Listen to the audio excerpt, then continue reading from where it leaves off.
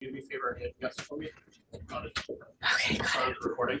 And before Jennifer Johnson just wanted to say that in the buyer's defense, there's a lot of unethical realtors and unethical practices out there when dealing with multiple offers in a similar brokerage. Yes. She's hoping that once the new TRESA comes out, it'll help weed out those unethical practices. Yes, Jen Johnson, completely correct. And I'm not blaming this buyer. When she called in and she was so angry, I was like, oh, this is going to be a nightmare. And of course, my first thought is we won by $4,000. Ugh. Maybe we could win by a little bit more than $4,000. That was my initial thought. But once we kind of got into it, I realized like, yeah, this is a challenge. But I don't blame her. I don't blame buyers at all. I don't blame buyers for not trusting agents. How many of you have walked into a car dealership? Like, I mean, I go in and I'm like, why don't you just lie to my face and then go pretend to talk to that, come back. Like, I don't know what's the playbook? Like, I just want to buy a car. That's all. That's the whole thing. Sue? I want to ask two things. Goes back to what should have I guess the signature agent, should they have written on the listing, you're welcome to come in to, oh no, so what was the appropriate way to avoid? It was not the signature, it was not the listing agent's responsibility to force the buyer's agent to be there. No, I mean, how would you have prevented? Because the question was, the lawyer said, why was my agent not able to be there? So the answer was they were. They didn't, that buyer's agent didn't ask. But we can't force them to ask, so should we offer? Nope. You don't need to as the listing agent. That's not your responsibility. Okay, so technically it was the lawyer's agent's. That's correct. That's correct. And I wanted to also ask about the okay, we'll come back to it. Yeah. Would it be a good practice though for the listing agent to just shoot out an email to whosoever is putting in an offer? Which they had. Which they have. Which they have. If one person is turning up. That's correct. Okay. That's and correct. Another question, slightly incoherent to the subject today. And it's You got a good question. You're in left, right, and center. okay, yeah, I got it. Okay. So with regards to TRESA, Yes. so these new documents, Yes. I know we've had a couple of sessions, but We have no documents yet. no documents That yet. document from Rico went up and then came down. Okay, so So we've will seen we it, but it's have, not there. in the future, like Yeah. sessions on how to present it Yes. to our clients? Yeah, great question. So once we get our hands on the documents, we don't actually have them yet, which is exciting. We will, The ones that you guys sent, that's not. those are like in proposal, but some of them have gone up and then come down again. And the links are all in the ballot. Okay, last question, then we're gonna I get was just into gonna it. ask, would you typically bring your buyer to the offer presentation? Yes, great question. If the listing agent allows me to be there, I always want to be there. No, you'd bring your buyers? Oh, I'd always have my buyer too. Okay. Yeah, I'd always have my buyer too. Unless my buyer's like, I'm going to be nearby or whatever. I think to answer your question, I see this mistake happen a lot. It's a little different now because no one's having multiple offers, or they're pretty rare, or they're accidental. But what I will say is what I have noticed in the past is that the buyer's agent forgets to tell the buyer they need to be available. So the listing agent will say to me, I'm waiting for a counter offer. And the buyer's agent's like, I don't know, the buyer went into a movie. And I'm like, they're watching a movie, like, or they went to a play, or they have tickets to the show. Like you need to tell your buyer if they don't want to be there with you, they have to be available. So you could DocuSign and kind of make sure you can chat with them. Last question, then we're gonna go. So what if your buyer's there, like you're openly negotiating? No, your buyer stays in the car and you go in. Oh, They just they're close. Yes, okay. Back in the olden days, you guys, before electronic signatures were about, you would drive. So you wouldn't have like your buyer All meet over the the. town. Oh. No, your buyer never comes in. Buyer and seller never communicate directly until after closing. Pro tip.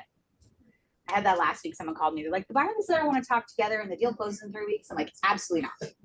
Immediately no. No communication until the deal is closed. All right, let's talk about negotiation.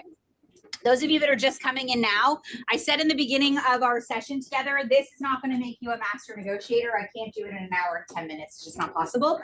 You're going to need extra experience. You're going to need extra learning. You're probably going to want to take some more courses to work on your skill set.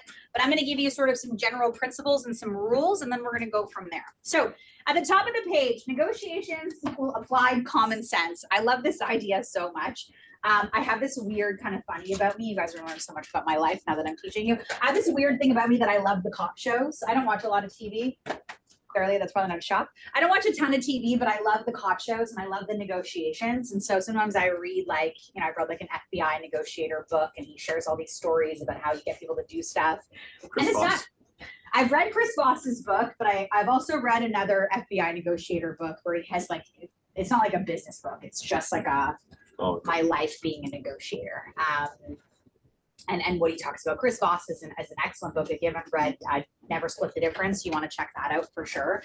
But I love this point here. What is the simplest thing that I can do to solve a problem? So I think there's this idea behind negotiating that like somebody has to win, right? Like you're like, I want to be a negotiator so I can win.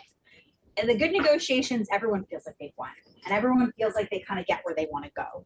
But here are some general principles I want to share with you about negotiating. So number one, you need to be an excellent listener. Like an excellent listener. And I think it's hard in our world right now because our attention spans are so short. And post-COVID, it's, I think, gotten worse.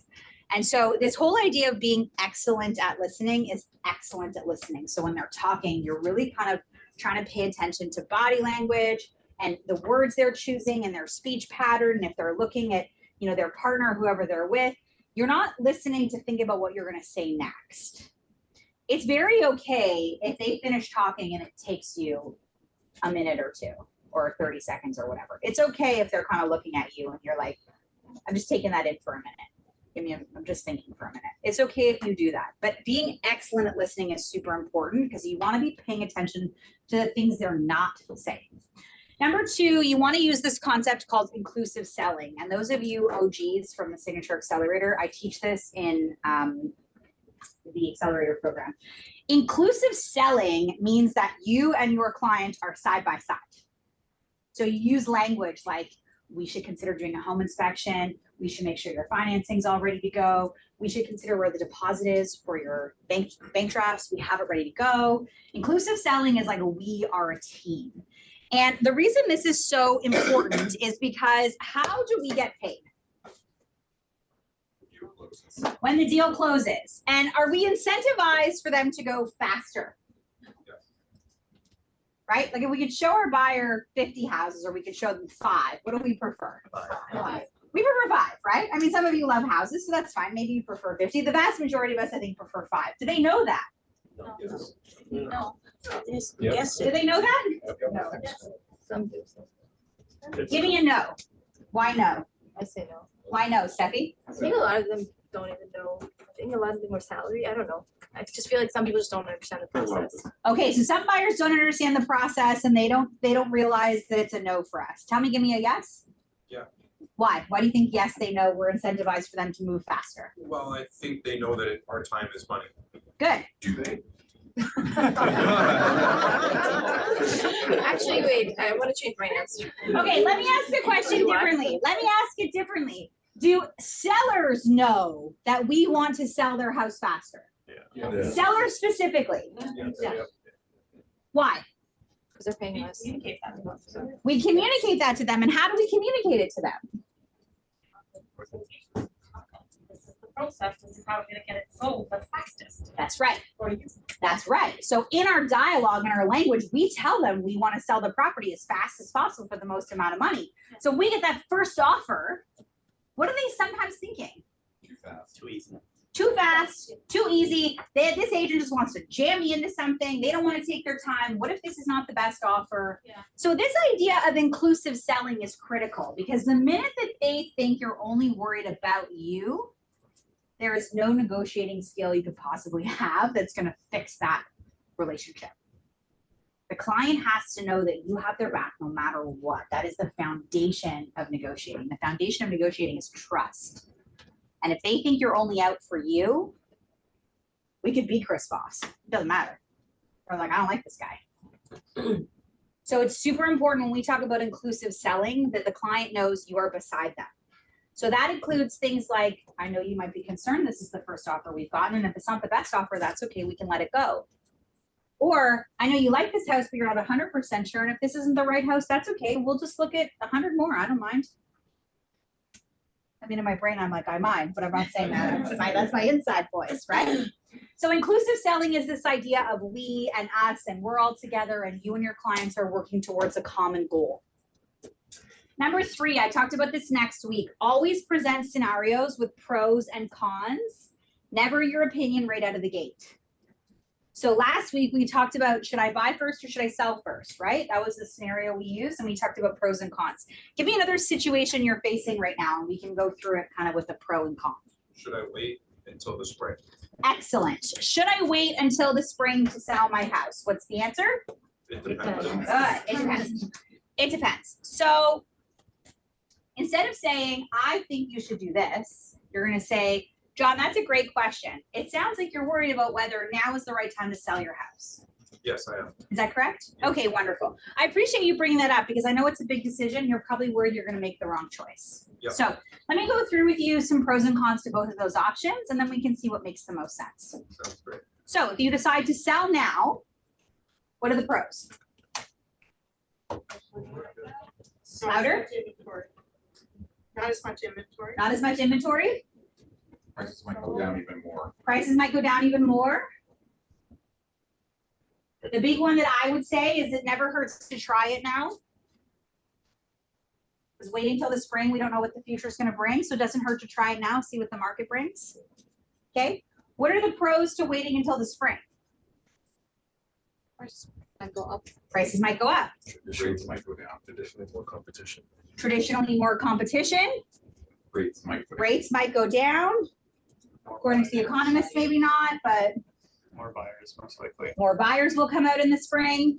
So John, there's sort of pros and cons to both scenarios. The pros on option one are this, and the cons on option one are this, and the pros on option two are this, and the cons on option two are this. Based on all this information, John, tell me, what do you think? How are you feeling? What do you think I think- makes the most sense for I your think it scenario? makes sense to try it out now and then see how it goes. Great. So we try it now, right? We put John's house on the market. It doesn't sell at the price he wants. Whose fault is that? Yours.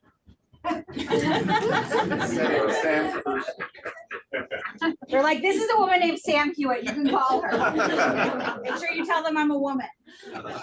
Otherwise, they walk in the office and they're like, sorry, I'm here to see. I'm like, still me. Still me. So pros and cons. And in that situation, I'm hoping when you get to the point, if you get to the point the property doesn't sell, it's not your fault. It's the market's fault. Okay, so this pros and con idea is so that you don't take the brunt of situations and factors happening outside of your control. Realtors are not responsible for the market. We are responsible to educate our clients and bring the market to them. We don't control what happens. Benjamin Tal does not care what we think about the real estate market, nor does the Bank of Canada. I mean, I kind of wish they did sometimes, but they don't. Number 4, take a position of strength. A couple really important key points under this. Number 1, you are all pros. You are all, Zoomland, I'm talking to you too. You are all the best of the best. And I don't just mean that because you're here with me. I really mean, I truly believe that Signature Realtors are the best in the whole industry. I think you're more educated. I think you're more knowledgeable. I think you have more patience. I think you're more capable. I think you're better trained. I think you have better leadership. I think you're part of an organization that actually cares what happens to consumers. And that's not saying not every brokerage is like that too, but I go to a lot of events and I talk to a lot of agents. Sometimes they say something to me and I'm like, you should know that. You should probably know the answer to that question. Or, have you thought about maybe on your content on social, doing it a little bit differently? I don't know if I would say that publicly, or I don't know if I would have, I see it. And so I know that. So when I say take a position of strength, I mean, take real knowledge and understanding in the fact that you are the best. And so when someone says to you, would you list my house for 0.5%? It's okay to smile and go, I'm so glad you asked that question, but unfortunately, no. That's it. You don't need a big explanation. You don't need to defend yourself. You don't need to go, you're a horrible person because you're asking me that question. What do you do for a living? And if I took, no, just no. Smile. No, it's not how I run my business. Thank you very much. I wish you luck. Okay, take a position of strength. The second thing is you are the professional. Do not under any circumstance lose your patience, lose your cool, yell at somebody, use profane language, harass another agent. It is a zero tolerance policy. Zero tolerance. We have let people go for improper language, for improper behavior, for bullying, for harassment, for hate speech. It's zero tolerance. So if we get an email from somebody that says, so-and-so sent me this text message and they called me this name, Did you call someone a name? No. And I sat beside someone last week at MLS Rules and they got fined $1,200 and so did their brokerage, $2,400 for calling the listing agent a joke. So Zoomland, in case you missed that, Yeah. last week, Mr. Michael Stothers and Mr. Darren Parrott were both at TREB in the complaint and arbitration learning meeting for 3 hours. I was like, why is my phone ringing all the time? Where are the people that work here? Where are the managers? I text Darren, he's like, I'm a TREB for that complaint meeting. I gotta sit in this course and we gotta know about fines. And the person Annette sat beside was an agent that sent a text message to a listing agent and called the listing agent a joke. And they were fined $2,400, $1,200 to them and $1,200 to the brokerage. Was not a signature agent. No. I mean it. And I don't just mean it like, oh, you'll be so sad you can't work here. There's great brokerages. You'll find another home. You'll be happy. But for you, it's your business. It's your name. It's your work and your reputation and all the things that you built for one angry moment that you lose your cool. It's not worth it and it doesn't matter. If you are getting to the point where you're like, I'm going to lose my marbles, we've all been there. You take a minute. If you have to say, you know what, you're going to have to give me a minute. I'm just going to go over here for a minute. Take a little sip of coffee. I'm going to come back in a sec. That's okay. You can do that. But under no circumstance are you going to name call, use profanity, get frustrated, bully somebody. The last thing I'll say on this point is that everything gets recorded right now. Everyone has a phone. Sellers have cameras. And everything ends up online. How many people have you heard in the last month that have been exiled because of comments they've made online? Super important. Please, I ask you, take a position of strength. You are the professional always. Question? What happens when you're not angry and you say something and you offended something not on purpose, but you have, and so it was a mistake, you apologize about it, but somebody complains? It depends. Depends on the scenario, depends on the situation. It depends really on, if I get, I mean, we've had emails where, like that joke email, we've had emails where it's like, from Bob Smith at Royal LePage Signature to Joe Blow at ABC Realty, you are a fucking asshole. I'm like, okay, here we go. It depends on the scenario and how it plays out and what the context is. It depends on, you know, sometimes the listing agent will call and they'll say, this was my fault and I was rude and I called them a name and they called me a name back. Okay, well, that's a different situation, right? But this whole idea of like, and the market's tough right now. People are cranky. Agents are cranky. I'm a little cranky. It's November, not my favorite month of the year. People are not happy. There's not a lot of deals happening. Transaction volume is low. Sellers have to sell. They're strapped financially. Listing agents have staging bills into properties. Everyone's a little on edge. So it's okay that you're going to get someone coming at you, which you might. I had someone call me yesterday that came right at me. I was like, I'm just going to keep my cool. And at the end, they're like, I'm sorry.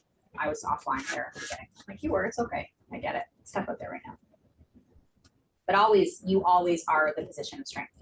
Similarly, I had one complaint against me, and it was by a FISBO, and this person just basically lied. They said they would pay commission, and then when it was time. That's different.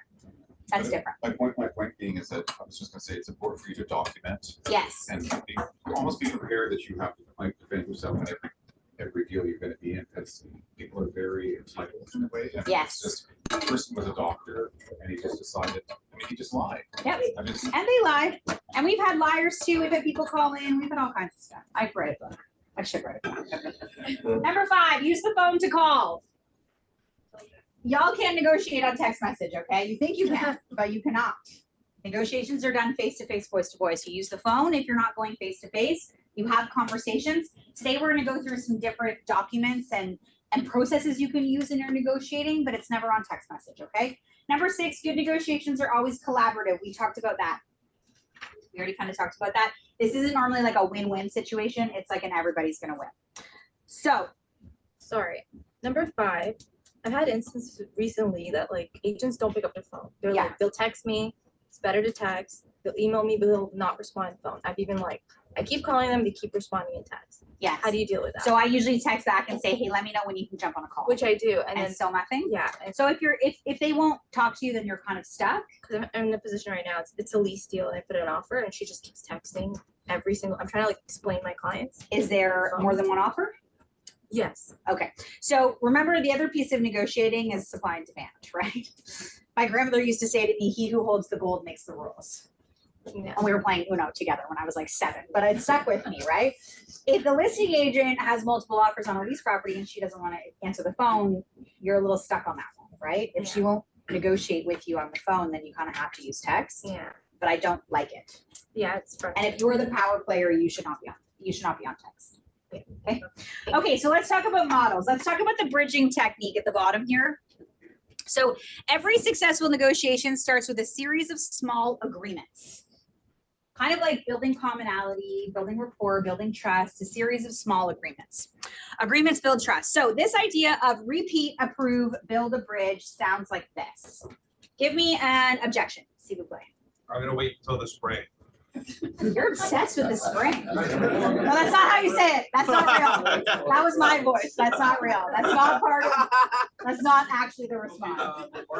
I need to practice. I need to, no, we're gonna stick with your question. I just clearly need, I need to practice. No, that's, you know, Yeah, I clearly need to practice my negotiating skills because I should have taken a minute and thought before I, yeah. Clearly I'm not winning that listing. Tell me again your objection. I'm waiting for interest rates.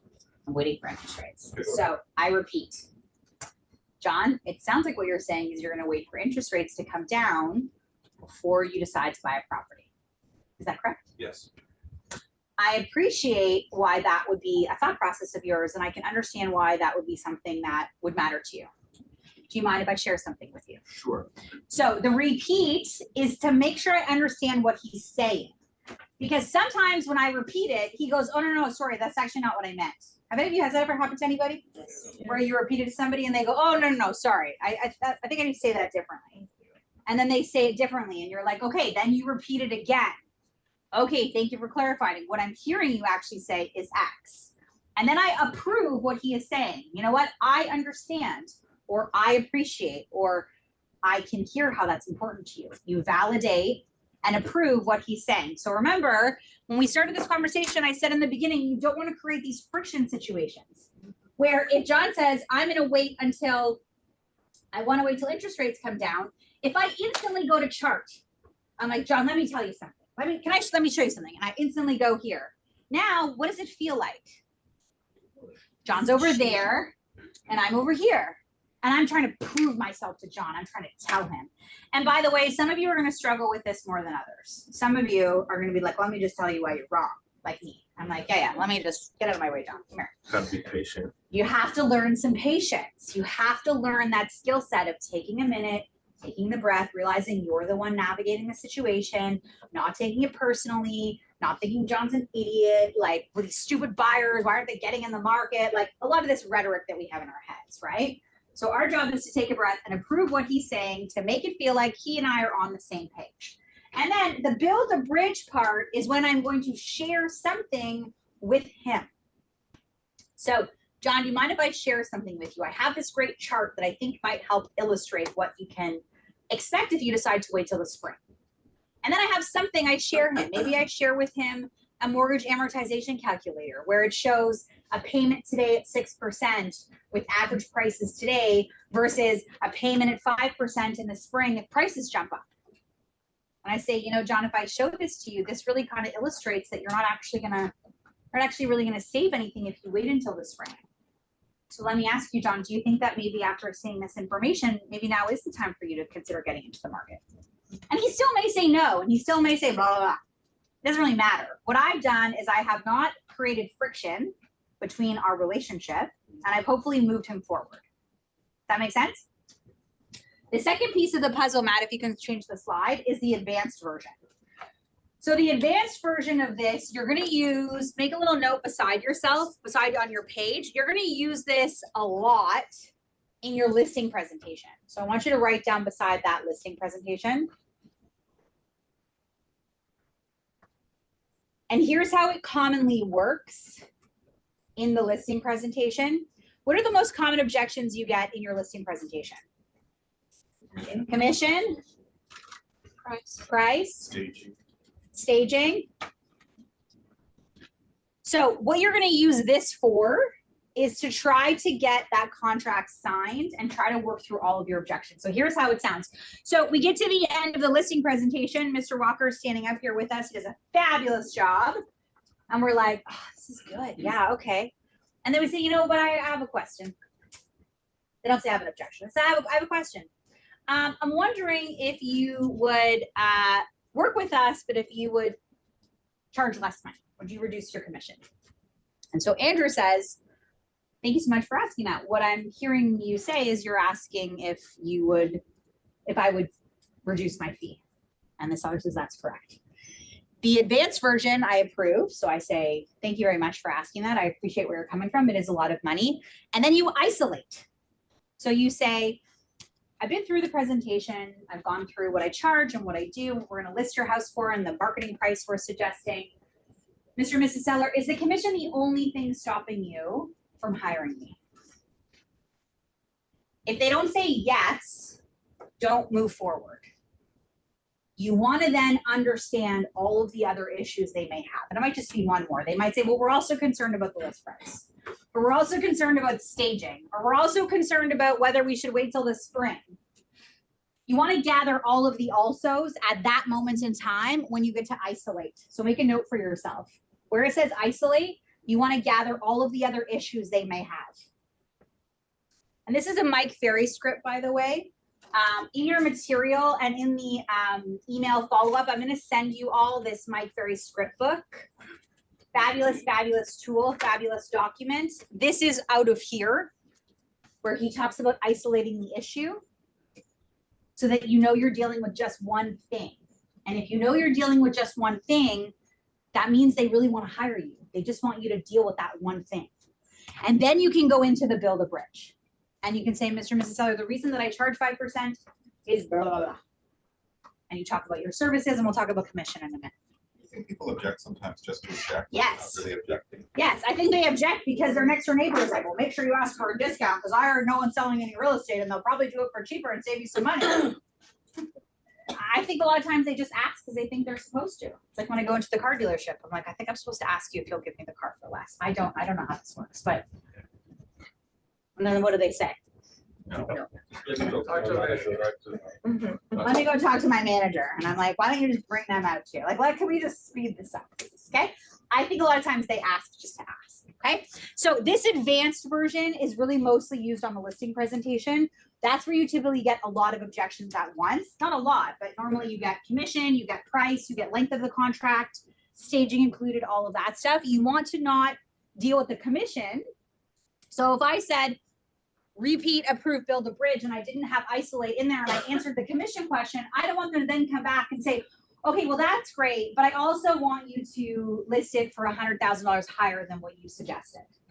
You want to really kind of get them forward and move the process along so that you've isolated this is the only thing left. You deal with it, and then you say, okay, now that we have that settled, I ask you to sign here, press hearts, 3 copies, and try on your phone now. So they're not pressing that hard, but that's when you move into your close for your contract. Make sense? So isolate is dealing with all of the issues, basically, not just the most important. It It's the is. sticking point. The sticking point. Isolate is really so that you don't say, you know what, if you're worried about the commission and you're going to buy and sell, you know what, I would do it for 4.5. You know what? Yeah. I mean, you're going to buy you're buying a house and you're going to list this one. You know, I would, if it's 2 deals, I would consider it. And they say, okay, great. And they say, oh, but also, we also want you to price it. And then you're like, why did I just agree? It's like you're negotiating against yourself if you don't understand all of the multifaceted pieces of the puzzle. And that's why I say this happens most in the listing presentation, but you can also use it. And now that we've gone through this together, you'll start to notice in situations where you're paying attention to it. So you could also use this in a sign back. If you're working with your buyers, you put an offer in and you get a sign back. And you know, the buyer, you say to the buyer, okay, we've got our counter offer, and the seller has changed the price and they've changed the deposit and they've they want you to take out your inspection or whatever. They've made a bunch of changes and you say to your client, okay, we have this. And the client says, well, I'm only signing it back if we can go in at this price. You want to understand if that's the only piece of the contract they're unhappy about, because you don't want to say, okay, sure, we can do it at that number. And then they say, oh, and I also want them to extend my financing to 10 days. And you're like, well, that's part of the whole puzzle, right? That's part of the process. Does that make sense? Everyone clear? Repeat, approve, isolate, build a bridge? Great. Okay, before we get into that now, I want you to flip to this document here.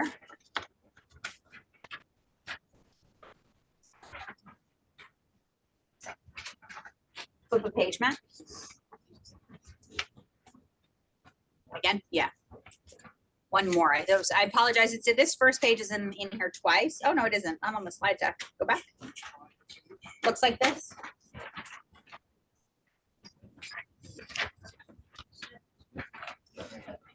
Good. Everyone there? Good. Okay. Yep. Yeah. Thank you. Okay. So this is. Remember, I alluded to earlier. Is everybody okay? Okay, so you're looking a little panicked at me. I'm like, so it's in there. Okay. Or you look at this document and you're like, oh my God, I'm never going to be a good negotiator. This is compliments of my friend Suze Cummings. Suze is the lady who used to teach the certified negotiation expert course here. The food is here. They need to put it in this room.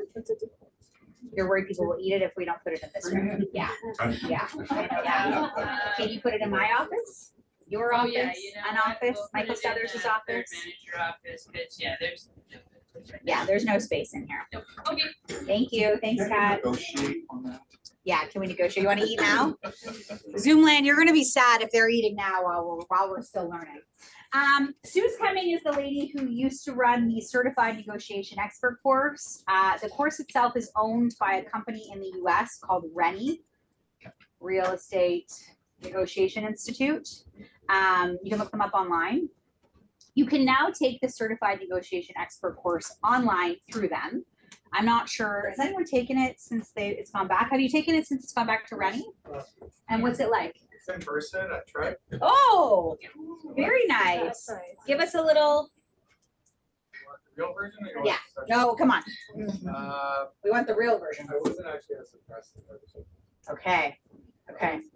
You know, we talk around, like I've read Boss's book as well, and I've gone through a lot of negotiation stuff as well in the past, and it was a participation kind of thing at the end, like there's no, you do a little bit of role playing stuff, but there's no, yeah, you're at the end, okay, it's gonna be check mark, so Okay. I was a little disappointed. Okay, fair. Mind if I But ask it what looks the, great to have. Sure. And it's good to go through. Hypothetically selling is another one. Yeah. that we're going to, like, Okay. if we could do this and this, how is, not to say that we would, but Okay. if we could, how would that change that? okay. Do you mind if I ask what the cost was of the course? Yeah, it wasn't much. I think it was, to 280. certify is $150 US. The Yeah. cost for the course was probably like 200, I want to guess. Okay. It was 280.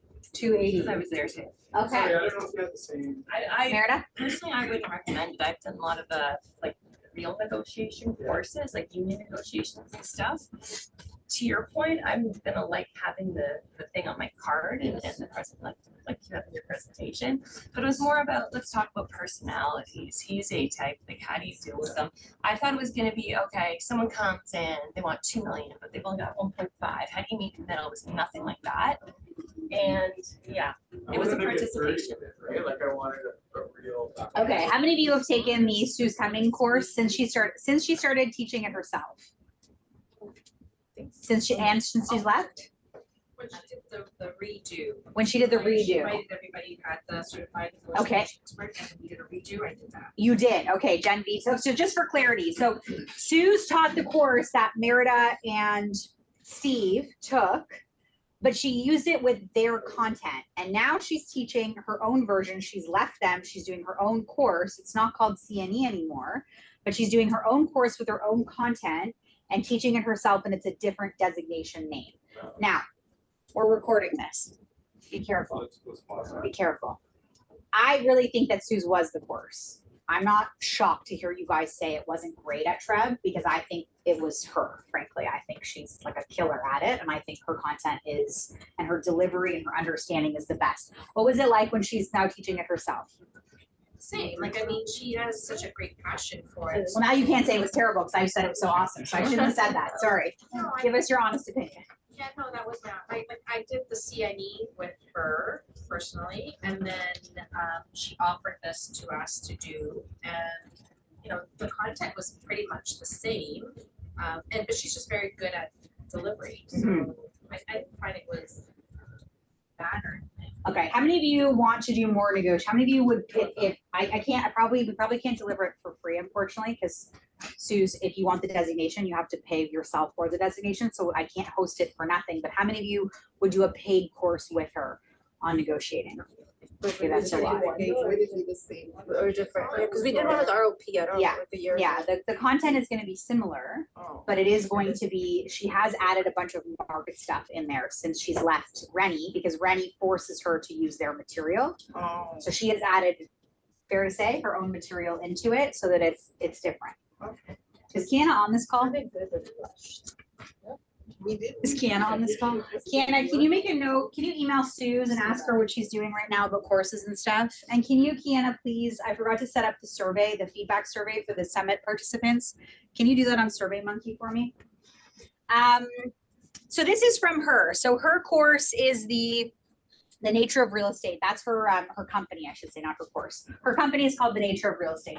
So Suze was a top agent here in Toronto. She worked for Bosley for quite a few years, really, really successful. And then she wanted to leave Toronto. She ended up moving to BC and she started her own company at that point in time called The Nature of Real Estate. She's, I think she's great. I think she's such a good, important person in our industry. And I really like her content. So this is from her. Now there's a lot of stuff in here that won't make sense contextually because you haven't taken the course, but I kind of just want to walk you through some of the pieces of this for you to work through negotiations right now. What I am seeing right now in the marketplace is negotiations are taking a lot longer and there's a lot more pieces to that. It's not like we put in an offer, we get a sign back, we accept, we go through condition removal. I'm finding it's like we put in an offer, we get a sign back, we sign back, then they tell us if it's not this number that we're not coming, and then it dies. Then everybody waits for a few days. And then we come back to the table and we start all over again. That's what I am seeing. That's what I've been hearing. That's what I've been helping agents work through. So this document is going to kind of give you a bit more of a roadmap. So some of you in the room are quite experienced. You're like, I don't need this. I can just do it in my brain. Some of you are going to need to be able to kind of write it out to really give yourself clarity. So number one, I'm not going to cover too much of the stands piece. It's one of the models she covers in the course. But under number one, you want to kind of think about each party's area of concern and motivation. Now, you're not always going to know the other side's motivation, right? So if we're representing the buyer and we're putting an offer in, we're not necessarily going to know the seller's motivation. Even if the listing agent tells you, even if the listing agent says, well, they have to sell, that doesn't necessarily mean that they're that motivated.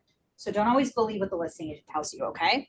But you want to kind of write out, what do we think everyone's motivated by? What do we think is driving this negotiation? And then you want to look at your clients. What is motivating your client? What do they need? What is their BATNA, which I'll talk about in a minute. Who's in the power play? If you've got two people buying, who's really sort of making the decision? Who's the driver in that partnership? What kind of negotiation style do they have? Are they a real pain in the butt ball buster, or are they a little bit more like, well, we want everyone to be happy? You want to kind of understand your client and how they're going to approach the situation. Then you want to know anything about any other party involved. And then you want to understand the other agent you're dealing with. And so having a few notes on their negotiation style, their skill level, their experience, you start asking them some questions like, do you mind if I ask, what did you use for comparables in this neighborhood? Or, can you ask me how you sort of established your price and sort of walk me through what that looks like? And you can hear the other agents like, well, my client wanted this number. You're like, oh, okay. Were there some data points you used? Or you can sort of kind of get to see, and some of you that are a little bit newer, I say this with total love, but experienced agents sometimes know you're newer, right? It's not because you've done anything. It's just because they're experienced. They know what to ask. They know what they're looking for. And you don't yet know what to ask and what you're looking for. And that's okay. But getting better at this stuff will make you seem less new. And it will allow you to assess who you're up against. So you want to kind of have an idea of the other agent. Hit the slide, Matt, for me. Then you want to look at the subject property and the market factors. I'm not gonna spend too much time on this because you guys have done this 100 million times, right? We've talked about this 100 million times. I do think this is an interesting tool for you to use when you are sitting down to discuss putting an offer in with your client. So if you want to kind of walk your client through the negotiation and you want to say, look, this is what we're thinking, instead of just, using some comparables and some micro market charts and saying this is what we do, you can use this as a tool to say, okay, now that we know that, let's go into strategic planning and let's figure out how we're going to approach this. What do we think makes the most sense? We know we're being told we're dealing with a seller that has to sell, and we're dealing with maybe an inexperienced listing agent that doesn't actually know what's happening in the micro market, hasn't studied the data, maybe isn't educating their client as much. Let's say that's our situation. Let's say we're the buyer's agent. We feel like we've got a pretty good handle on things. Bit of a buyer's market, let's call it, for argument's sake. We feel like we're negotiating against a listing agent that isn't super experienced and maybe doesn't know all of the pieces. How are we going to set up the situation? Do you want to present in person or do you want to email? In person. Why? Because you could take over. So there's usually a tiger in every room. The tiger's like, because we can take over, right? Now, if you are in the non-power play seat and you're like, I think I'm negotiating against someone who really knows what's going on and my buyers are maybe a little more timid, I don't know if you want to put your buyers in the cage with the tiger. So at that point, maybe you're emailing your offer so that you can be the one communicating to your buyer and you can have this agent communicating with you directly. You see how you can kind of use this tool to sort of figure out how you're going to go through the process and understand how you're going to set up your negotiating. Now, you don't have to use this. Some of you that are experienced are like, I know how to do this in my brain, but I do like for some of you that are sort of working on getting better at this to think about these things and use this as a way to set up what you're going to do with your buyers and how you're going to approach listing agents. Make sense? Questions on this? No? Let's go back to BATNA for a second.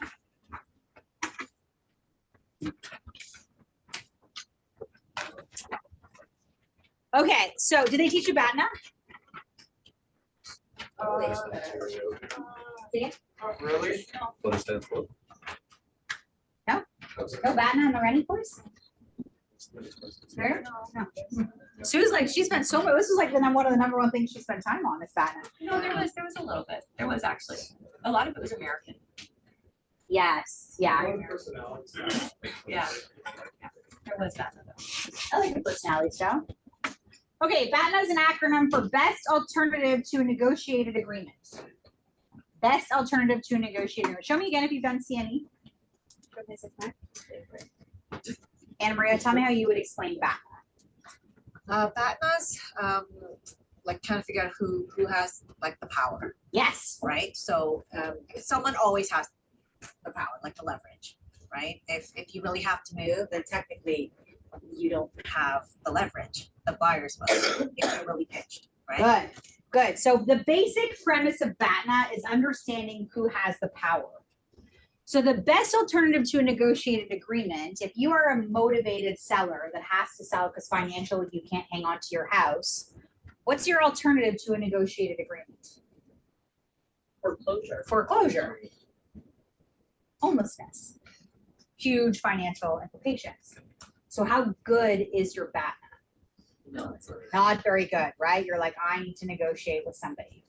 So the idea of BATNA is trying to figure out who the power player is. What would you add to that? Andrew? Let me ask you a different question. How do you figure out someone's BATNA? Ask questions. Yes. Okay, good.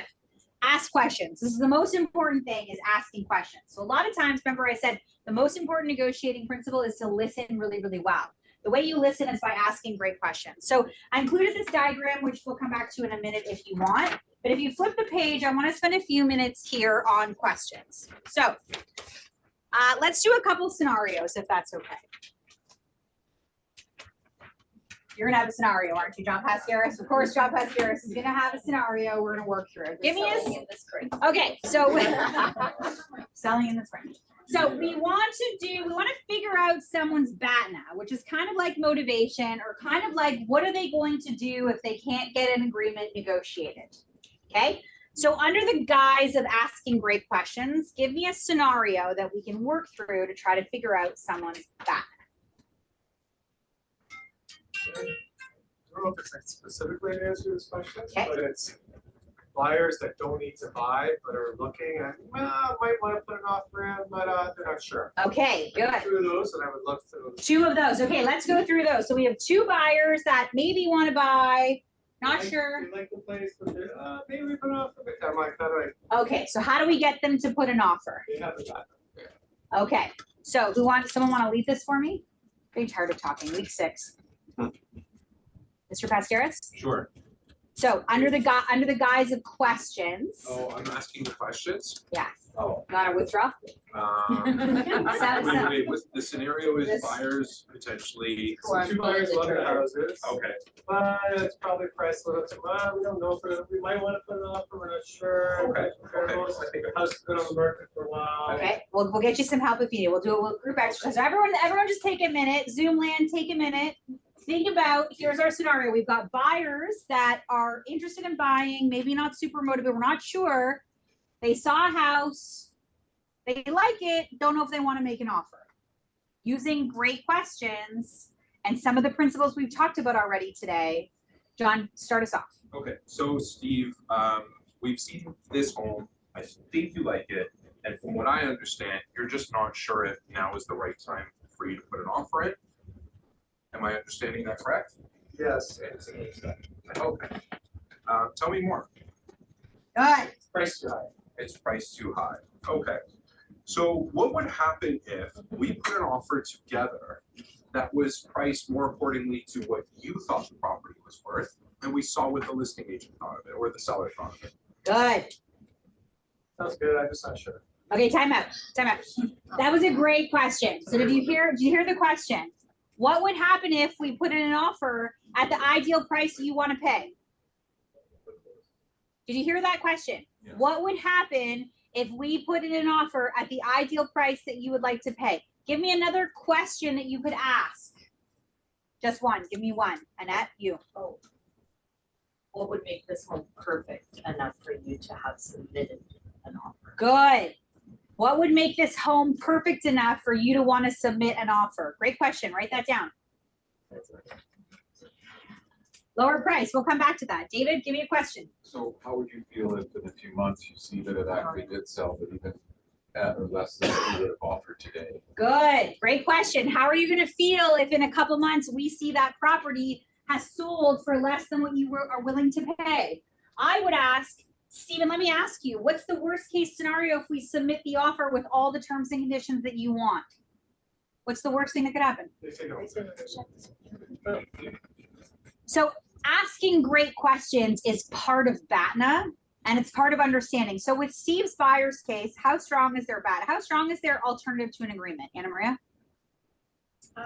It seems not that strong. It seems not that It's, strong. You know, they're not that motivated. They're- And, like, I think they're okay to rent or stay in their first house. or That's their current house. Good. They seem so they are okay to stay in their current house. So if you look at this fancy diagram here, this kind of gives you the idea behind how you kind of bring prices together. So Merida, when you said I was going into this course hoping I was going to figure out how to get 1.5 to 2 million and they didn't cover that, that is largely an exercise in BATNA. Because if I'm a seller and I don't have to sell, and I think my property is worth 2 million and your buyer thinks it's worth 1.5, it doesn't really matter what the property is worth. My alternative to an agreement is that I just stay in my house. I like my house. I mean, I don't love my house. My house needs like a complete renovation. Less children, all kinds of stuff. But the idea behind the alternative is, what do I do if I don't come to an agreement? Because that impacts how people negotiate. So Larissa, we're gonna put you on the hot seat for a second, right? Is that okay? I guess so. Do you not want to talk about it? No, it's fine. Is it too painful? Do it. Okay. Everybody say hi to Larissa Stonicus. This is Larissa's first session here in class with us. Larissa is a downtown agent who's doing very, very, very well.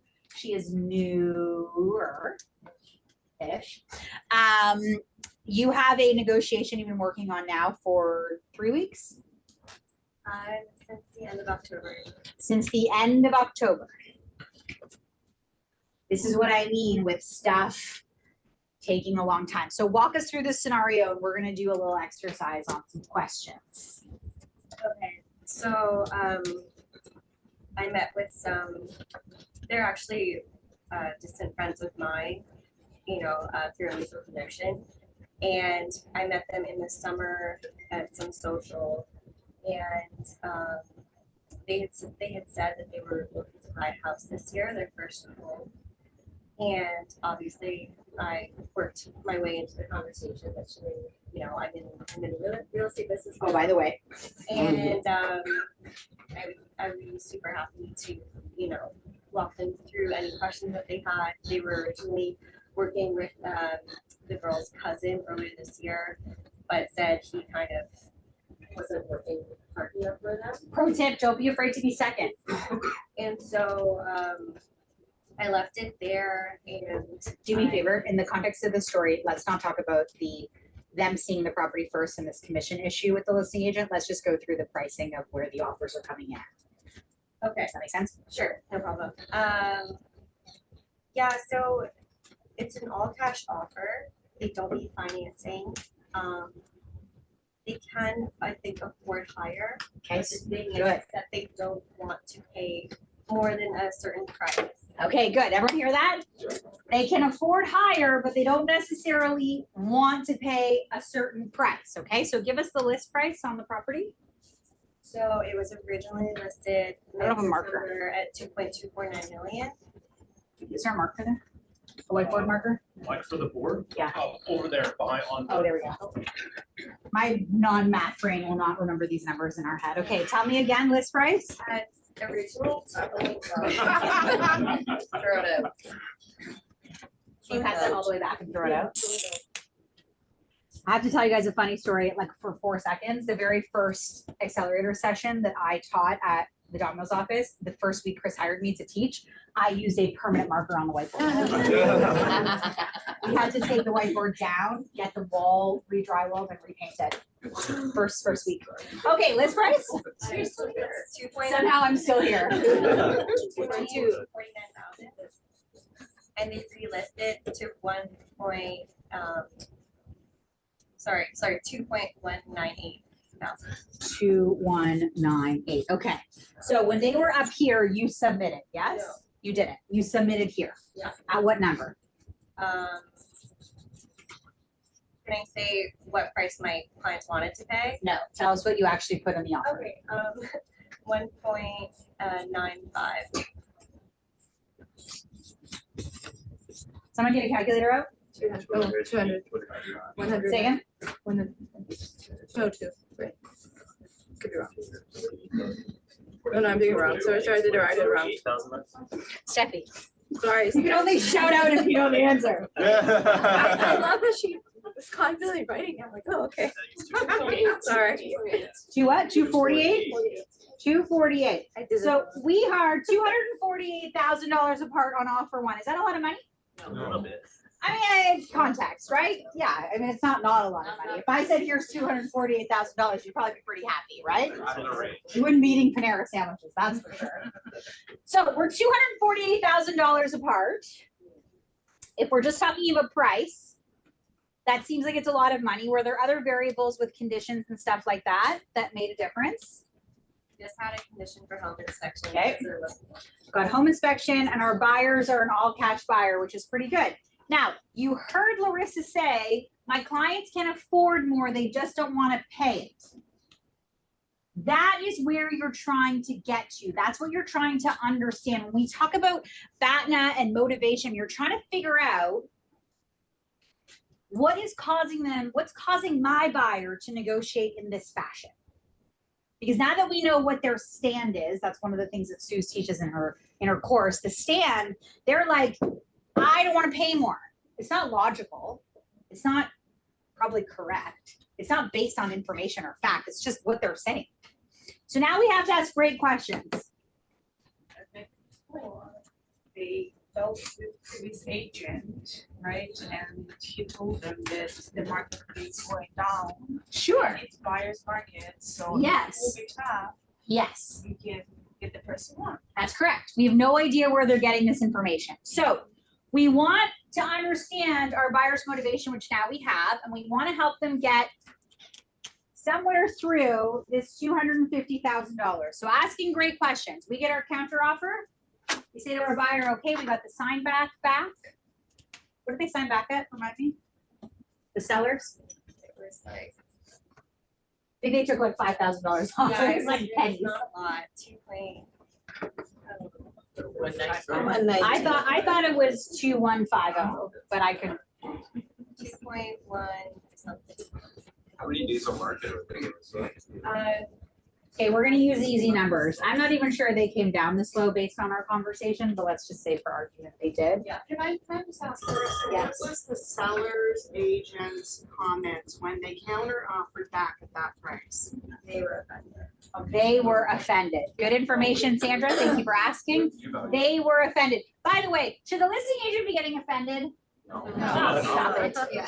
What are you offended for? No, I think they should have at least come in at 2 million. Yeah, I remember you told me that. I remember what I said. Yeah, we'll repeat it here. We're not gonna repeat that. I was like, Oh, wait, I think, where are the comps? Right. Like, that's Yeah. really Okay. all that matters. so now we're coming in. So what do we think it's worth? Here we go. 0.05. Good, okay. That's what we think it's worth? Yeah. Yeah, so we think it's worth just over $2 million, yes?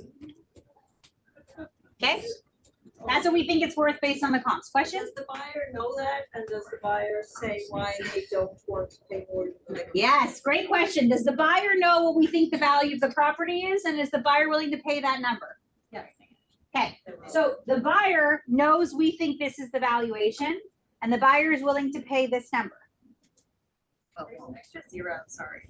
It's 2.05. Switch the five and the zero. 2,050,000. 2 million. Okay. And there's nobody else at the table, right? No one else at the table. So, I mean, in terms of questions, Here we go. I would ask them, I mean, you've probably been aware of what's going on in the real estate market in Toronto in the last decade. How would you feel if like 6 months, a year from now, you make a purchase on a house that isn't as nice as this and you're in a bidding war and you pay much higher? Okay, good question. Good question. Okay, let's go back to questions for a minute. Does everyone understand the context in the scenario before we go to more questions? Okay, so the questions we are asking are directed at Larissa's buyer. Because Larissa, the one piece of information I'm going to share with everybody is you have not submitted an offer at that number yet. You have. Okay, I missed that then in the last 3 weeks of negotiating. Chris stepped in. And he was God, what's that, man? She said Chris stepped in. Chris Lightham, aka the downtown manager, who I'm actively trying to replace as the downtown manager. Chris Lightham stepped in and told you to come in at this number and submit it. no, I just mean he stepped in, helping me. Got it.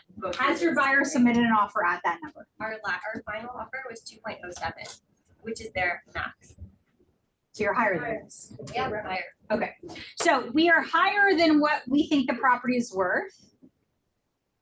Our questions are now directed to whom? The listing agent. Excellent. So now let's take our hat off this hat and put this hat on.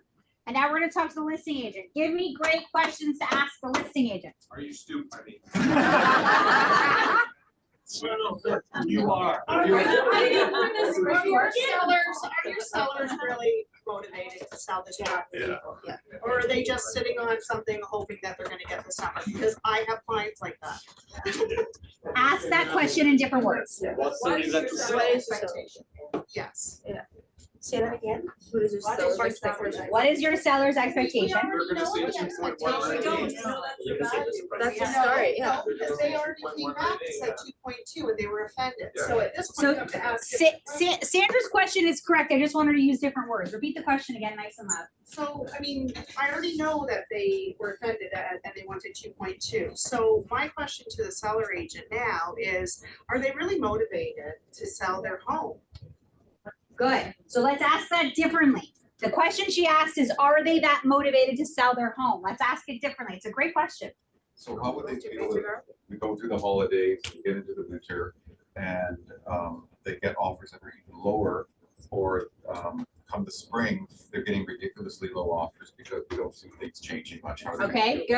good. Would they be, Good. would they be upset Good. if we walked away and bought something else and they didn't. Good.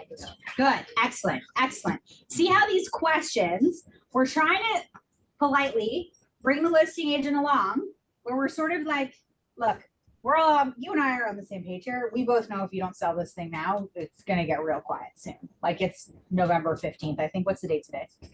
16th, 17th. We have like 3.5, like by the middle of December, it's like everyone takes a vacation for a month. You all know you're doing nothing for 4 weeks. Good question. 2 months. So how- I like the question that Sandra asked. When you're talking to the listing agent, the question is,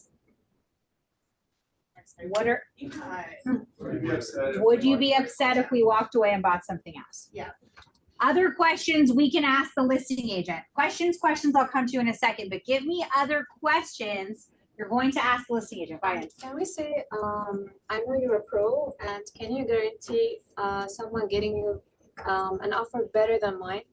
With this market, I know you see the market is very slow. Good. So can you guarantee your seller that you're gonna get him something better than this? Good. Good question. I like the fact you complimented the listing agent to start with. That's good. Good. Pro question. Just on top of that, this is a cash offer. There's no financing. So even if the person was to go, I don't know, $10,000 higher, and they have condition on financing, the likelihood of it, yeah, exactly, it might fall through. What's the house gonna be appraised at in the market today? All kinds of things. Good. Does your So- seller really want to risk this? Ask a question about what you just said about it being a cash offer. Ask a question about the fact that it's a cash offer. Does your seller appreciate the fact that it's a cash offer? Boom. The strength. Does your seller understand what this being a cash offer means? Also, what data points are they using for the valuation of their home? Because obviously she's done her homework and we're thinking it's pretty accurate on our end. Yeah, great. So the question is, let me ask you, listing agent, we feel based on our homework, this is the value, and we've given you more than that. So let me ask you, what listings are you using to justify this number? Because I'm having trouble figuring out what that number is. What data points are you using? Great question. Just a comment on the questions. The question you ask should inform that seller's agent so that they will ask the same questions to their seller. Good.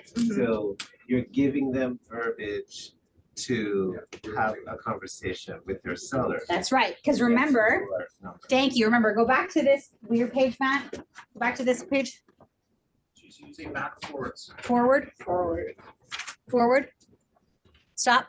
Remember right here, Andrew, thank you for saying that. Remember in this working document, you're assessing the other agent.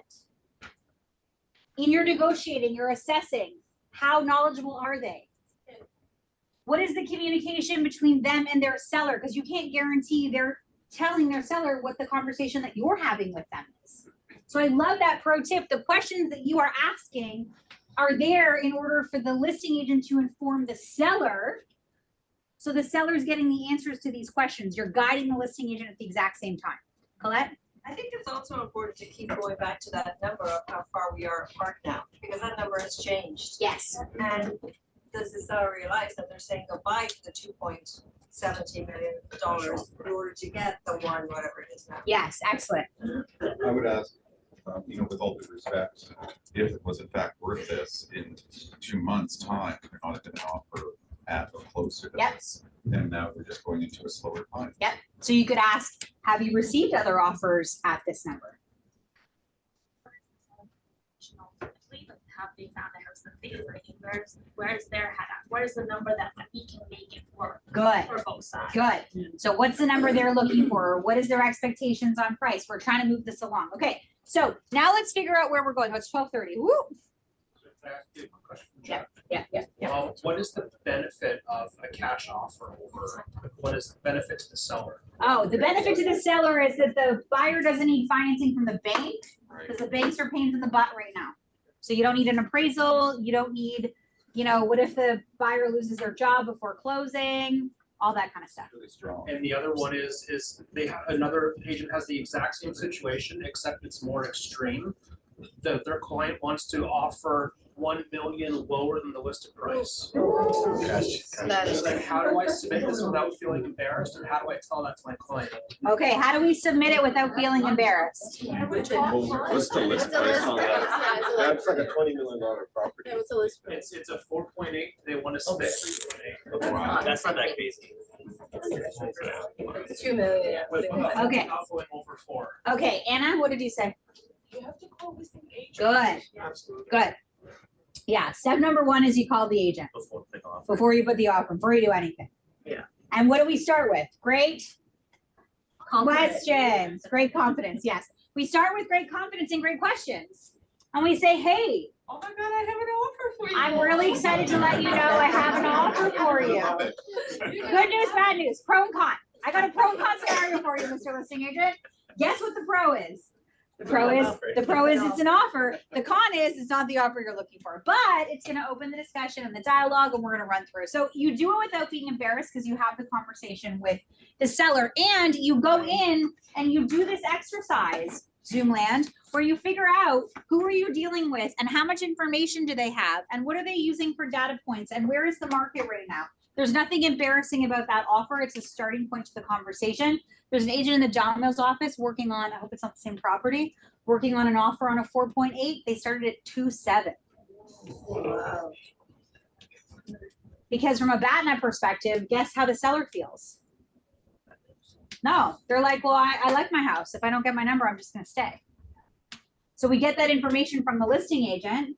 We submit our offer anyways, knowing that we think you're $1 million high, even before we've submitted at our 2 million level. Okay, 2 questions and I'm going to wrap this up. Just a comment, Demby. sometimes we assume that the listing agent is gonna fight us on that number. Yes. But the reality is they might be in the same situation, knowing that the price of that property is a lot less. So having that conversation and opening up the dialogue with Correct. the listing agent allows you to work together to see how do you get both parties. Collaborative negotiating. Any tips for, I mean, I've been doing this for quite a long time, and I find that in general, I have most listing agents I've dealt with are so adversarial and so unwilling to negotiate and put up this brick wall. Now, I think partially due to a great market, they Yes. really are. I think they've changed now.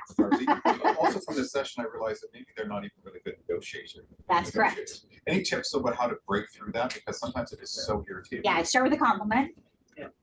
So you're like, David McLean, oh my gosh, I think we've actually met before. Maybe we've done a deal before, like maybe like 20 years ago. I know you're. So.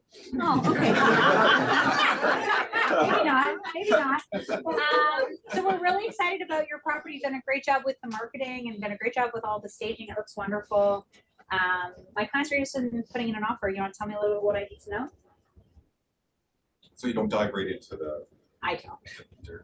Okay, I see what I'm saying. I just. Get some conversation happening. Schmoozing. Okay, I'm gonna cover a couple things. Sorry, just as a new agent, like what can you say and what can't you say? Yeah, you cannot reveal price and motivation. So you can't say what your buyer or your seller are actually willing to accept. And you can't disclose why your client is buying that property or selling that property.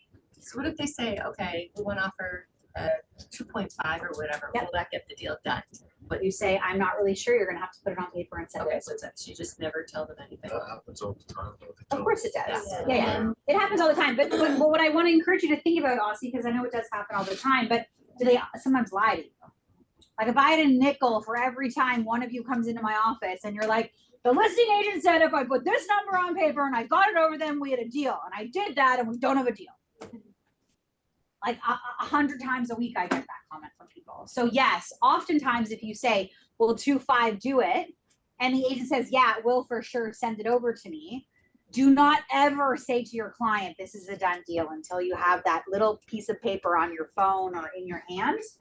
Because so many of you have been burned. I've been burned. I've burned agents where I'm like, yeah, it'll get done for sure. Send it to me. And then the real estate gods smile down on me and another buyer arrives with more money. And I'm like, hi, I'm so sorry. I know I said that, but we've just gotten a better offer and I can't. There's no such thing as a verbal offer. So, and they're like, I told my buyers, you're a liar. Get in trouble for that? You're a joke. Can you get in trouble? You're a joke. Yeah. Can you get in trouble for that? I don't know. It not really. Not really. There's no such thing as a verbal offer. Where's Tress on that? That's. I'll let you know after my 3-hour meeting this afternoon. Okay, let me wrap us up so y'all can eat and Zoomland can, you know, do their thing.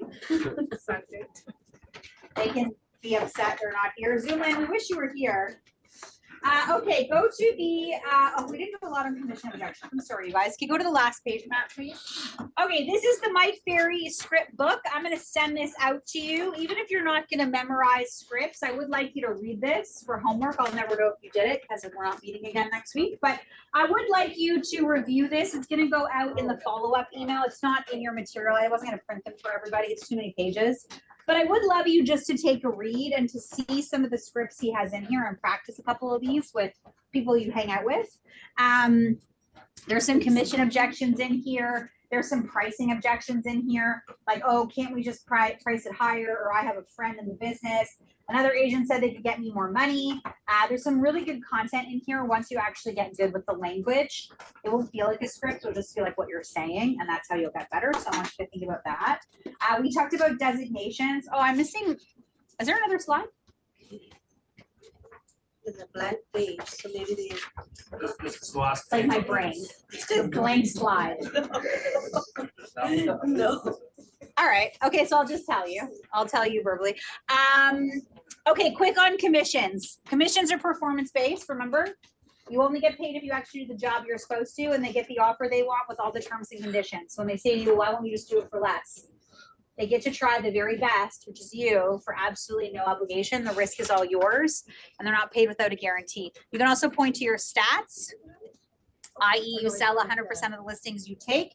We talked about the script book. The last slide I had in here, which isn't here, is a plan from now until the end of the year. So you have, you know, 6 weeks, call it, before now and the end of the year. This is going to be the #1 time you run into people you know and people they know. The #1 time of year that you are going to be at parties, events, with your neighbors, at kids' concerts, here, there, and everywhere, and people are going to ask you, so how's the market? I want you to have something very smart to say. Are we gonna be talking about that on the Zoom calls? We talk about that on all of our Zoom calls. It depends is fine, but I want you to have something smart to say that's not just prices are down, stats are here, blah, blah, blah. Not the normal rhetoric. I'll come to you in a minute. Sorry. If you've been here all 6 weeks in person. Something beyond prices, sales, etc. I want you to have something smart to say. I want you to study. I want you to spend half an hour over the next few days. Make sure you can write a couple points down, have a point of view, have something to share, have an opinion, back it up with a fact, back it up with a number, back it up with a report or something that's not just prices are this or blah, blah, or people are waiting, okay? 70,000 of you running around the city, myself included, for 4,600 sales last month.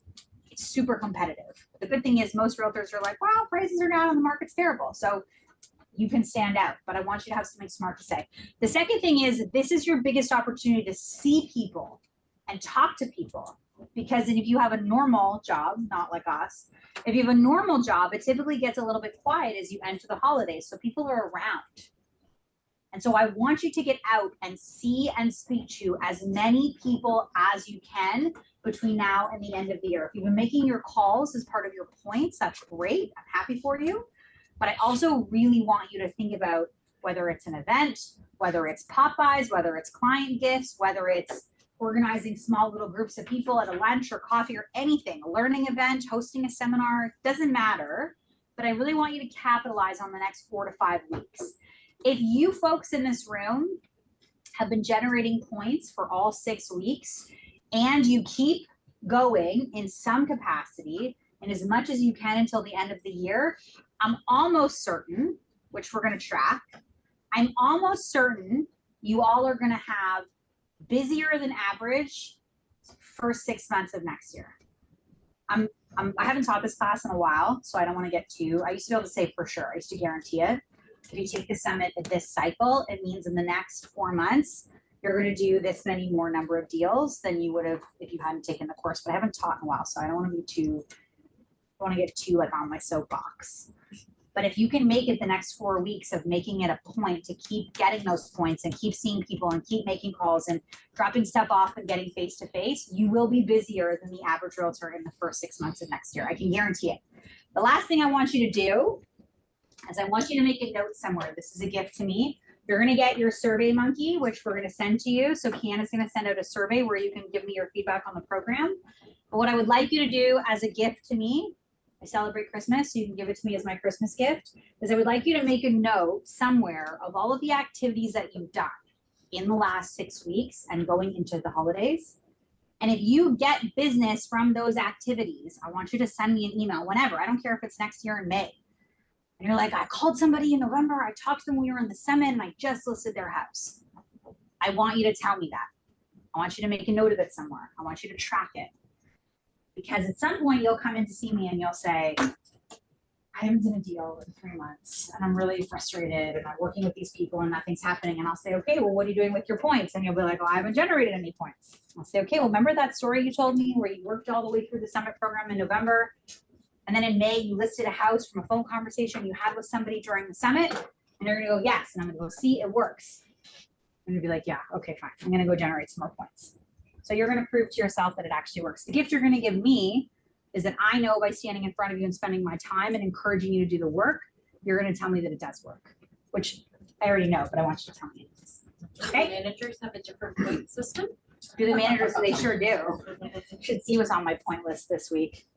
3 hours on Tressa this afternoon, 2 holiday parties, Santa tomorrow. A whole program book for you guys for 2024, which is a little behind schedule. Still waiting for the calendar, by the way. I know. I haven't done it. Like Kiana's like, do we have January? I'm like, no, we have nothing. We hit a snag with our kickoff speaker. Not snag, but little bump in our relationship. It's early days, you know, setting expectations, getting to know them. We hit a bit like our first kind of like speed bump, like third date, like, whoa. So I got to fix that today. That's on today's to-do list. Mr. McLean. Yes, I just had a quick thought for the young lady there from Microsoft. Larissa. Because I've had lots of buyers, like I have this fellow now, and buyers get obsessed, I find, with getting a bit of a deal, wanting to get a little bit of money. And in this market, like I would say to them, you know, you're in this for the long term, like think of the future, 5-10 years, what this house will actually be worth. In the Toronto market, we're smart to get in when you're working multiple bids. You look back and say, wow, we made a great, fantastic decision. They also want to put in 30K into some rentals. So that's another piece as to why they don't want to offer more. Yeah, but I mean, even in a, with not being a bidding war in Toronto, it's like, it's a gift. Maybe why don't you see if like another agent will assess and come up with a different assessment on value than what you've come up with. How about you give everyone in this room, you can write the address down on the board up here, and everyone who wants to practice their CMA skills can do a CMA on the property. Last thing I want to do before we go to lunch.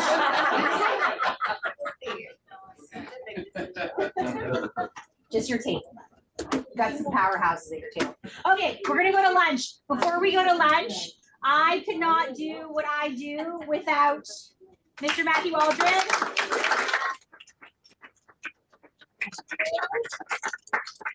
Clearly technology is not my friend. Good with people, not with machines. Matt, thank you so much. You were instrumental. Kiana is on the call. Kiana does all of our events, all of our staff. Thank you, team.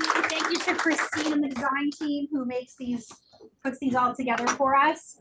You have 5 or 6 weeks till you get to the end of the year, okay? Keep paddling, and I promise next year you'll be like, oh, I'm so happy I did all that work. Thanks, Sam. This was great. Thank you. Lunch out of my office into the kitchen, and then everybody can come eat, okay? Thanks, everybody.